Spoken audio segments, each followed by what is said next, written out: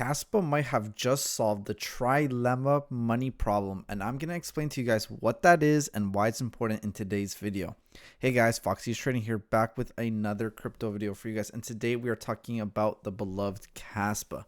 As you guys know, maybe you don't know, I am a holder in Kaspa. I believe in the project. I think it is a very great project. I'm very bullish on it, right? So we're going to talk about some news. There is some pretty big news. Pretty specific. We're gonna look at market structure, and then I'll let you guys go off on the rest of your day. So when I was talking about the trilemma problem, we have this article that came out, right? And it is a pretty long article. Look how long that is. So I didn't read the entirety of it, but I read a little bit, and I want to explain it to you guys because it is a pretty big thing. So basically this article, it argues that no money yet has perfectly fulfilled the money trilemma, right? The money trilemma. And when they say that trilemma 3, they're talking about store of value, medium of exchange, and unit of account. And basically they were saying that Kaspa has the possibility to do that because it traces how money has evolved from commodities like silver and gold, and it shows the trade-offs of those. And then Kaspa claims that with their new block DAG, they are able to solve those three solutions, and that the old way of gold and silver would become ineffective, and then the new blockchain block DAG would become solving the trilemma.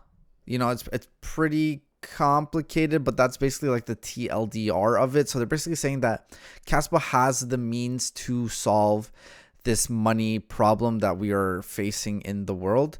Now, if that's going to happen, I don't know yet. They have the possibility to do so. They have to do it perfectly, but I still believe in Kaspa, and maybe in the future they can do it. But right now, that is just a little side thing.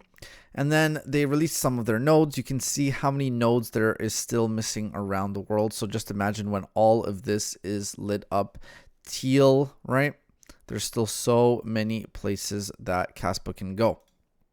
And then this guy, DB Crypto, said, stop worshipping TPS claims. Most chains would crash and burn under This is why sharding is absolutely necessary for real world adoption, right? And Kaspa said, who's going to tell him? And he has a point to some degree, but also Kaspa has a point to some degree, because we know that Kaspa's whole thing is their speed, right? How fast they do the transactions per second. But this guy also has a good idea about the sharding, but sharding, that's so further down the line. If you guys don't know what sharding is basically a method used to make blockchains faster by splitting workload, right? So you want to think of sharding as splitting. So in the future, when Kaspa becomes even bigger and their workload is even greater, he wants Kaspa to split their workload into smaller shards to make it even faster, right?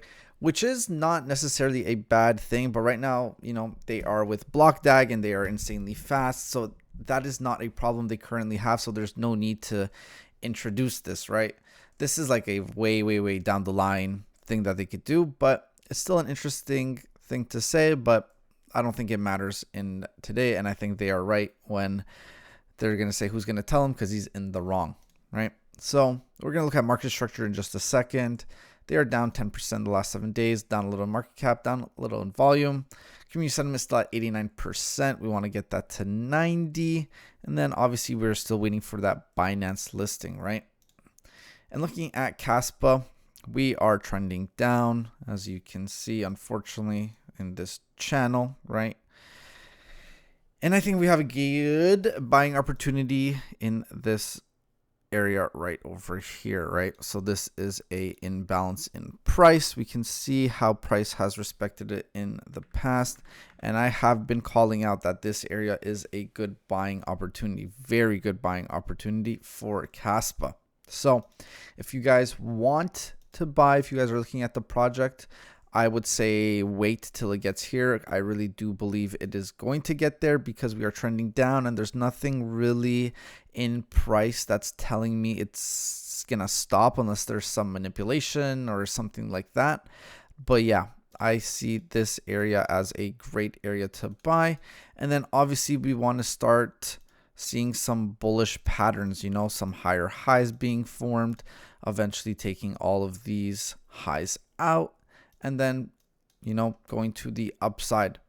But for the short term, the next few days, weeks, if it does get to this area, I think it is a fantastic buying opportunity in a premium discount zone.